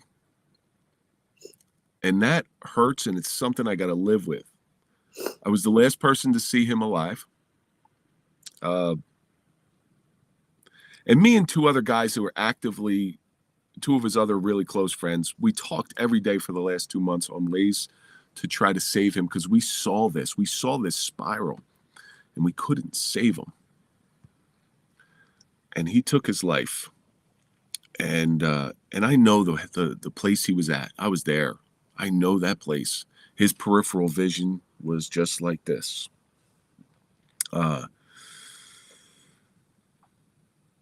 We end recording. We always record on Wednesdays, and we end recording on Wednesday night. And we're in the parking lot. Oddly enough, the guest had parked up front, which is odd. They usually park in the back, but it's just him and I. And we're in the back, and we're talking. My father-in-law recently passed. He passed the Saturday before, so the services were the next day. And he's asking me about the services. And I'm like, yeah, it's S.W. Brown and Sons in Nutley. Just go look up. Well, just send me the address. I'm like, no, you lazy shit. Just go look it up. Like, I didn't say that to him, but that's what I'm thinking. I'm actually getting annoyed with him. We're talking for a bit, and then he looks at me, and we always tell each other we love each other. We always did. And he says, hey, Kev, you know I love you, brother. I was like, I love you too. And I gave him a hug, and he gets in his Jeep. I go home that night, and we always do an Instagram live before we record. And people are calling me left and right. Hey, something's wrong with Mike. Something's wrong with Mike. You got to something's going on. And I'm like, I don't know. I don't know what to do anymore. We've tried so many things that I'm drowning here. Like, I'm drowning with him. I don't know what to do. Well, the pain got too great for him for several different reasons. This was like a perfect storm. I can't sleep that night because I have to wake up at 3 o'clock in the morning to go to work. And I can't sleep that night. So I finally lay down in bed at about 11:45. I never sleep with my phone in the same room.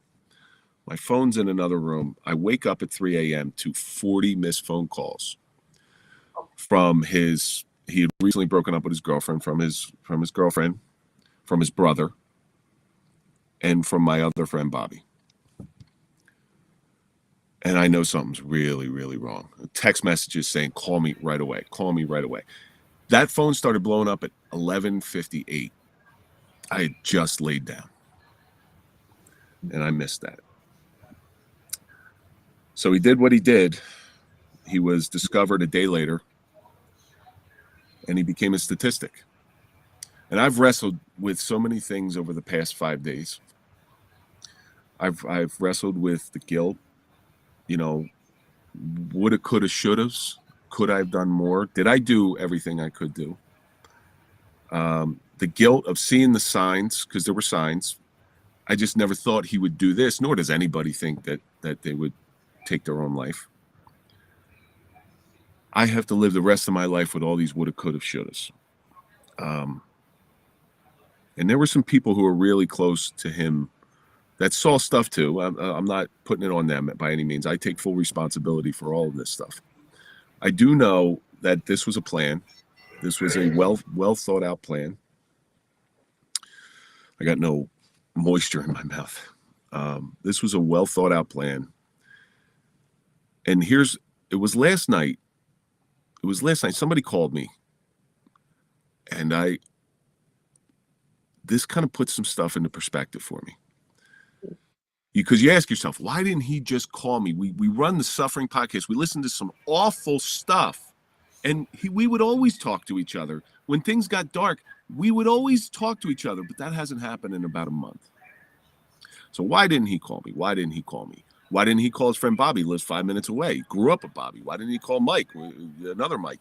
You know, we would have all dropped everything and been there in a second. He called people that were unavailable, that he knew were going to be unavailable, rather than call the people who will always be available to him. I was mad at him for the way he was treating himself and his body, but I didn't hate him.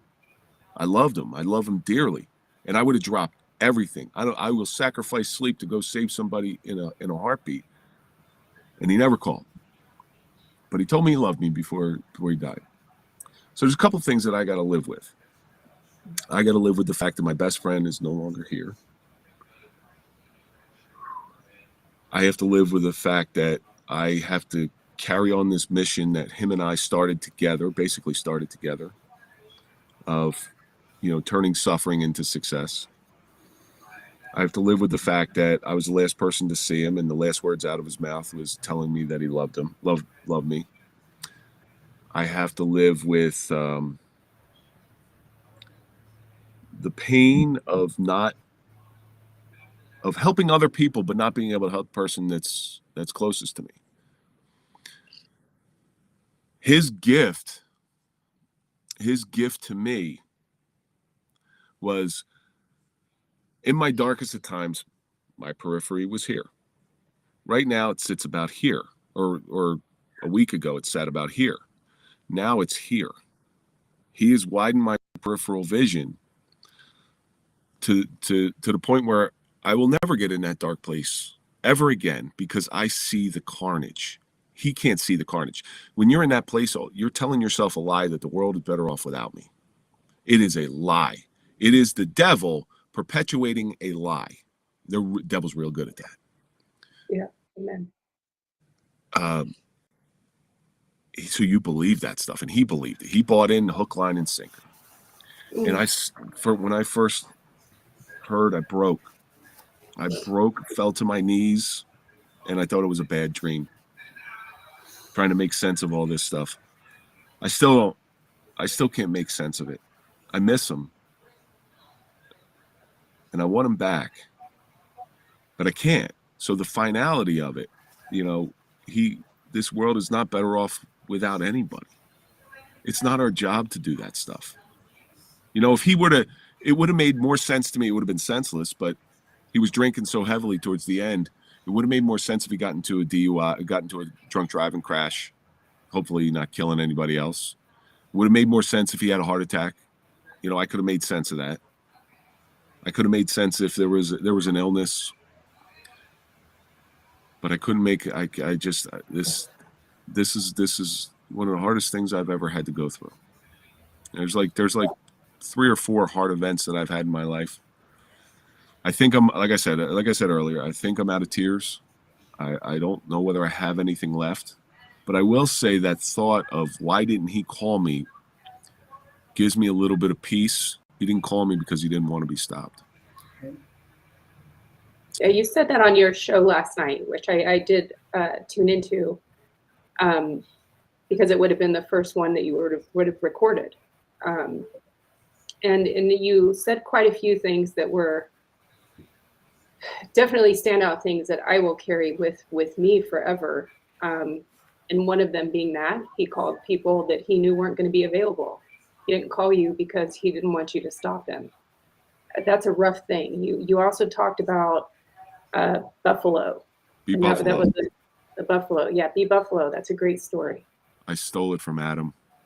Okay, Adam stole it from somebody else. So we just perpetuate the thievery in the inspirational and Christian world. Buffalo. Okay, so if you have a cattle farmer and his cattle are free-range cattle, storm rolls in over the prairie. Once the thunder and lightning starts, those cattle are going to scatter everywhere, and the ranch hands are going to have to go round them up and get them. Now, buffalo, a herd of buffalo, when danger comes, when the storm comes, they get together in a circle. And this is not me making this up. This is fact. They get together in a circle because instinctually they know that there is safety in numbers. The closer they stay to one another, the safer they're going to be. And when I say be like buffalo, when the storm hits, don't scatter to the winds, don't run away. Be like buffalo, herd up and take care of one another because there's safety in numbers.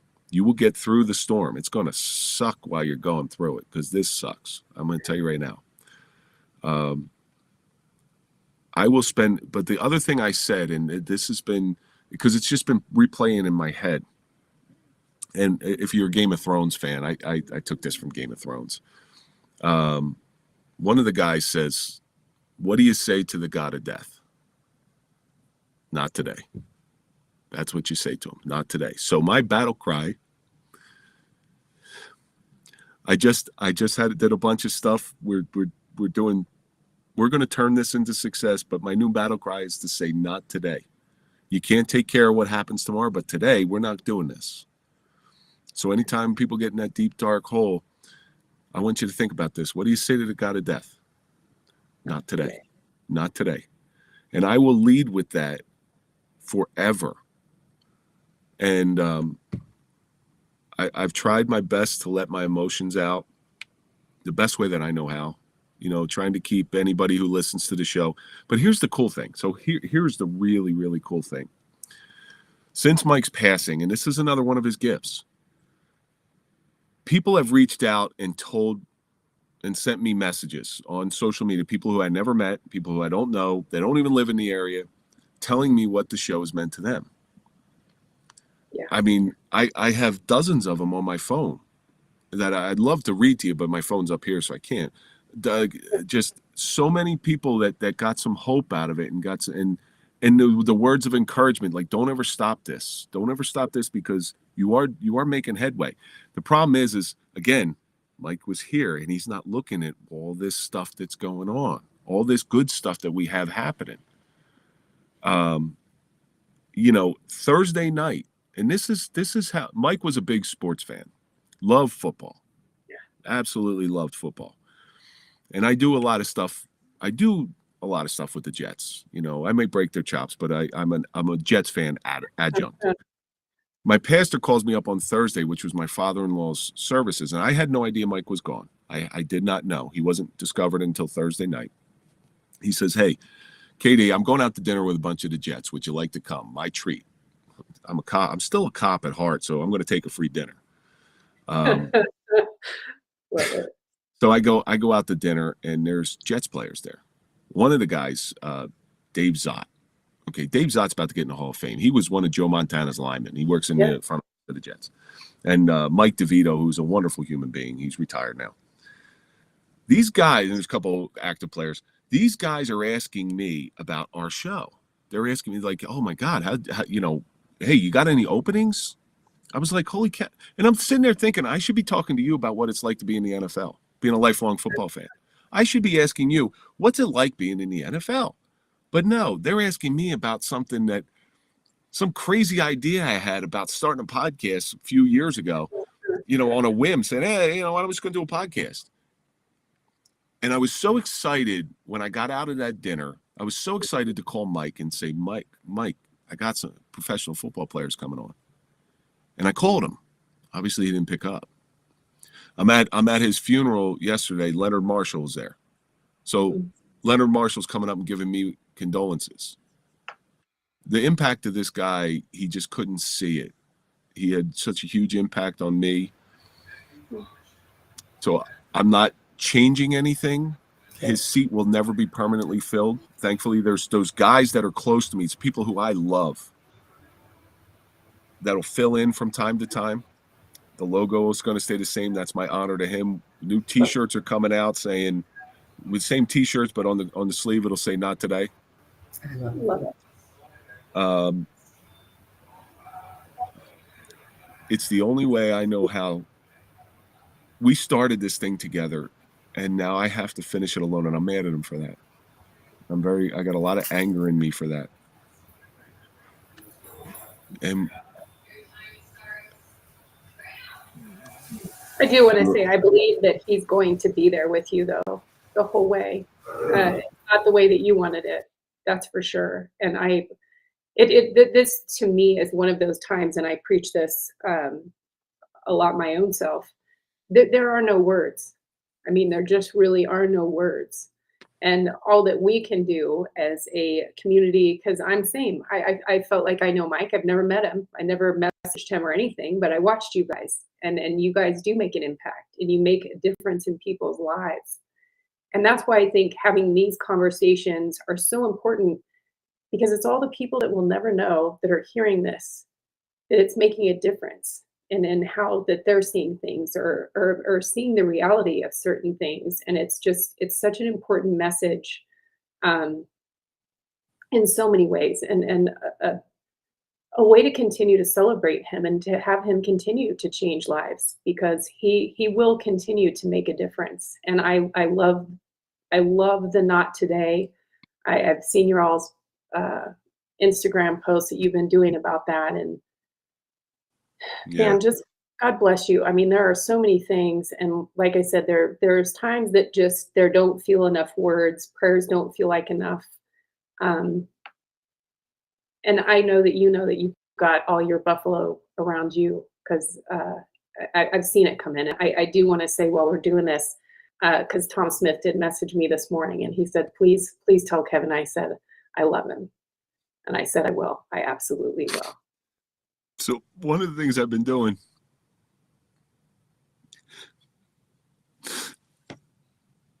every time somebody messages me, I'll message him back. I love you, brother. I love you, sister. Because we don't tell everybody that enough. I'm watching all these people at the funeral, and police funerals are a big giant mess, and I'm getting so angry at them because they're telling me, they're coming up to me and say, oh, Mike was a great guy. I loved him like a brother. I'm like, really? Did you tell him when he was alive? No, you had to wait for him to die before you told him you loved him. That's wrong. So guess what I'm doing? I'm fixing that, because I haven't told enough people I love them. You know, and when I have genuine love for somebody, it's yours to lose. So, yeah, he's one of a kind. We've been on so many different adventures together, and I'm not a big storyteller when it comes to things that we've done, things that we've shared together. But they're locked away in my memory, and there's certain people that, like, don't come up and tell me what we did, you know, what he did 10 years ago that was crazy. I don't really care. I do care about the impact that he made on me. I care about the impact that he made on those around him. And things are going to look different in my life. Things are really going to look different, but you know, I worry about people. So I have these people checking up on me, and I just answer them, hey, I'm here, I'm alive, I'm breathing. Okay. And that's about the best answer I give. Am I okay? Absolutely not. I'm a mess. I'm a mess. I'm hurting. I'm trying to heal the best way that I know how. So besides my wife, who was the first person that I told, my kids got up that day on Friday morning, and they knew Mike. You know, Mike, we recorded here for almost 2 years before we went to video. And they would see him every Saturday. Mike and I would talk 3-4 times a week. And I told them, I said, Mike's passed. And the reason I told him, I didn't tell him what he did, obviously. That's not proper. Going back, trying to bring this full circle, when I was a police officer and trying to shield my family from the horrible things that I can see, because let me bear this burden for you. Let me carry this cross for you. It's not the right way to do it. These kids are going to know that I'm off. These kids are going to know that I'm upset. I'm in the garage crying all the time. So I told them Mike has passed, and I'm going to be a little off for a couple of days. Just bear with me. Give me a little bit of grace. I'll get there. And thankfully, everybody in my family's been really wonderful. When my wife's grieving the loss of her father, like, she hasn't even, it's like a double whammy. Yeah. Yeah, like I said, it's been a tough week. You know, I got on Instagram Live last night, and I tried to, he was a smart ass, you know, and he always liked to make these little side jokes. So first thing I said on the Instagram Live last night was, hey, you guys got anything going on this week? Because we were all at the funeral. Right. So Mike Failace is no longer with us. The Suffering Podcast, he is. He's always with me. He's always with me. Yeah. I recorded last night, and I don't know whether I was crazy, like, even doing this show. Like, I don't know whether I'm selfish or crazy or this is my process. Like, this is my grieving process. Mm-hmm. Going back into the studio last night, if I didn't record, following week would have been much more difficult. Right. It's never going to get easy. I got to face it, because I tell the story all the time of prairie fires and how to survive prairie fires. So years ago, I was on a business trip. Before I was a cop, I was on a business trip, and in the airport bookstore, there's a little book. It's called Surviving Worst Case Scenarios or something like that. And one of those was a prairie fire. And I looked at this very allegorical, and I don't know why I chose to read that. I live in New Jersey. There are no prairies in New Jersey. So I read this thing. And now our instinctual drive is to always protect ourselves from danger, to run away from danger when we see it coming. And that's just, it's inborn on us. With a prairie fire, though, if you run away from it, that prairie fire grows and grows and grows, and ultimately it's going to consume you, and that's how you're going to die from doing that. But all you had to do is run straight to the prairie fire, and it's going to hurt, it's going to suck, it's going to sting, you're going to be burnt, but you're going to get through on the other side. And being alive is a lot better than being dead. So now I choose to run towards prairie fire. When I see something difficult, I run towards it. I have to. I'm going to continue doing that for the rest of my life. Last night, going into the studio was extraordinarily hard. When I walked in the door for the first time, I broke down. That's why I got in there early. And after the recording, I held it together during the recording, but after the recording, I ran out of the studio into the bathroom and cried. Because the first show was in the books without my brother. Yeah. If I were to see him now, I'd kill him for doing what he did. But then you'd save him and hug him. Yeah, I'd bring him back to life. Yeah. I have that power. Yeah, you do. Yeah, yes, you do. I would do like I would make sure he's only half dead, like in The Princess Bride. Right. I want you to beg for some mercy. Yeah. So you don't understand. I mean, because of suffering, you have a mixture of people on there, but it's the stories. They're so different.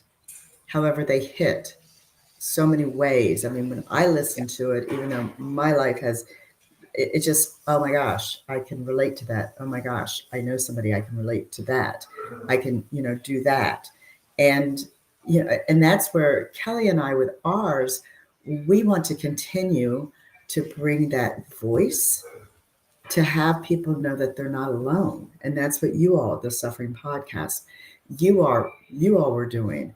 And you continually not saying, okay, well, Mike's gone, so now it's me and I'll go find another co-host. It's not going to happen because it was lightning in a bottle. All right. Yeah, and I don't know if this is going to sound... Anyway, his death is bringing the box, as you said, you're out like this, where people are now going to be like, oh no, I can't keep on looking like this.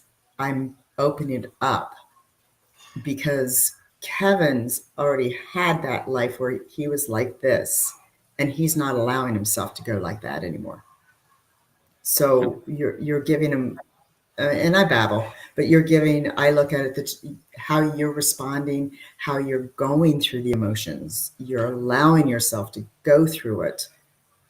So did you ever see a movie? You ever see a movie called Angels with Dirty Faces with James Cagney and Pat O'Brien? Old movie. No. So watch this movie because it'll make some sense between Mike and I. Right down. Angels with Dirty Faces. Angels with Dirty Faces. The title of it, I'm not going to lie. I know. So Pat O'Brien and James Cagney, when they're kids, are friends, and they're troublemakers. The movie is made in, I think, 1933. So they're friends. They're getting into some trouble, and they do something, and the cops are chasing them. Pat O'Brien is able to jump over a fence and get away. James Cagney gets caught by the police, gets sent to juvie. All right. Fast forward 20 years. James Cagney is a huge gangster, and Pat O'Brien is a priest. All right. They go completely different paths, but they always stayed connected. They were always friends. Just one was on one side and the other was on the other side. But Pat O'Brien always did his best. Now, there's the Dead End Kids in it. I don't know if you know who the Dead End Kids are, and they idolize James Cagney's character. They idolize him, and Pat O'Brien's trying to save these kids. So something happens. I'm going to give away the movie. You sure you want me to do this? James Cagney gets sent to the chair, and Pat O'Brien comes in and pray for him for the last time. He's walking him down the thing, and he's like, and he's got this stoic face on. He's like, "Don't do this. Don't go to the chair like this. These kids can't see you like this, because if they see you like this, they're gonna become you one day." Right.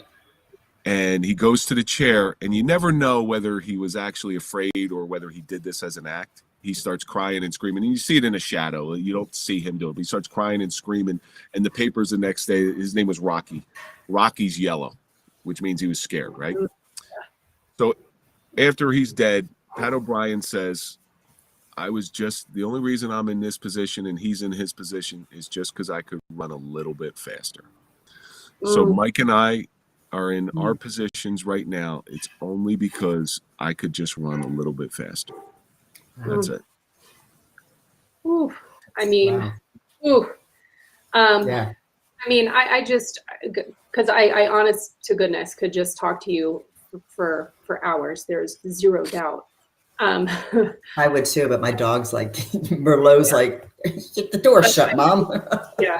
I mean, true. Again, honor, privilege, all the things for you having this conversation with us, Kevin. And I think, and I'll give you some words that you want to wrap up with, because I have some thoughts of how I want to wrap. So I'll hand it over to you first.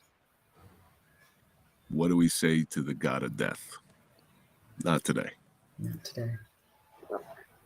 Christy, my dear. I'm just blessed that you did come on today, and just listen to you. I even look at life differently. I mean, we all have our crappy days. We all have hard relationships, and you're an amazing man, but I already knew that. Let's be Buffalo. Yeah. There you go. We'll just call you Buffalo. But I am, we definitely want to do this again. And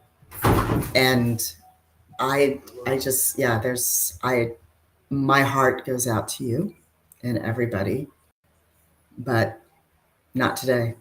Not today. I mean, my heart goes out with you, but you know what I mean. That's going to be your new tattoo. Yeah. Probably. It's definitely, I just spoke with it's so cool because the woman who does our t-shirts, she reached out to me today. She's like, I really want to do something. I said, put this on the sleeve. Not today. I love it. Oh, I absolutely love it. And again, Kevin, thank you so much, man. There are not enough thoughts, prayers for you, your family, and everyone that has been impacted by this. I mean, in so many ways. And I just want to make a friendly reminder, not just about I love the Buffalo story so much. I love that you shared that last night and here today, and reminding everybody not today. We've had a previous guest that he's also struggled with suicidal ideation and thoughts, and he battles the mirror every morning and looks into it and then says, not today. No, you're not getting to me today. Not going to happen. And make that promise to ourselves. But where I want to wrap today is because I think about this, a few of the people that are most important in my life that left way too soon. I'm so blessed that I can say the last words that I ever heard from them or they ever heard from me was, I love you. I don't hang up a phone call. I don't try to end anything with a friend or a loved one without saying, I love you. And the amount of peace that you can feel in that, all I can tell you is if you don't know until you're the person that didn't say it, and then you live in this space of regret. Say, I love you over and over and over again, and live in that moment, because we never know ever when it's going to be the last time, regardless of the situation. So I do want to end today by saying to everyone of our guests who are listening, to Kevin, to Christy, of course, my soul sister, we love you. And we are so blessed and honored again to have been able to share this story. We love our audience. We love this platform. We love the opportunity that we are so blessed to be able to share stories that we know that are going to help others. And to the people that are sitting on the periphery and struggling, please know that you are loved more than you will ever know. And just remember, not today, because we are all on this journey together. And together, I truly do believe that we make it awesome. God bless you.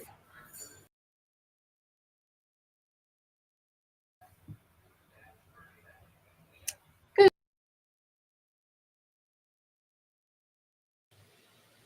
Wow. I can't. Oh, honey, I got you muted. Sorry, I had you muted. Go ahead. Now you're. Are you muted still? Did I unmuted you? Oh, I muted myself too. I was Well, there you go. a double. And we're still on, just so you know, Teal. That was, we knew the conversation. I've rewatched the conversation. It gets me every stinking time, and it will forever. And I said this earlier because Kevin texted us while this was going on, just to say, you know, I love you. And we wrote him back, of course, we love you too, brother, like big time. And this conversation, this incident, this movement, the Not Today movement has forever changed who we are, period. I mean, we are so into this. This touches us both in such ways. And we are truly, again, reignited in our own mission to help others who are out there struggling and to spread some light, love, inspiration, motivation, and hope into this world. Because you know what? Anything that you're going through right now will look different tomorrow. And I just want to end on that. Thank you everyone for being here today for this extended version. We will have definitely have a series of shorts out of this that we will be sharing over a period of time because this will be an ongoing campaign. And we will also be having Kevin back at the end of the month to talk to. This month is Men's Mental Health Awareness Month and also PTSD Awareness Month, which, you know, friendly little reminder, unfortunately, the suicide rates for PTSD, folks that suffer from PTSD are much higher than others. So this fits in so many ways for so many reasons. So again, thank you everyone. Please do go see the YouTube video on the Suffering Podcast. Subscribe, like, share, all the things, ring the bells while you're there, and watch the Not Today video, and share it with everyone in your network. Kevin asked to share it with 5 people. I'm saying, hey, especially for those of you on LinkedIn or anywhere, share it with your network. Everyone needs to hear it. Everyone knows someone, and someone may be suffering that you don't even know about. So please do. And I think that's all I've got to say right now, Christy, because we've said enough. I appreciate everybody being on as long as that we've been on there, but this has been probably the most intense in the video. Again, I want to apologize for my husband's coughing. It's we all have real life. Yeah, allergies, and it just, if you weren't able to watch the whole thing, it's always going to replay.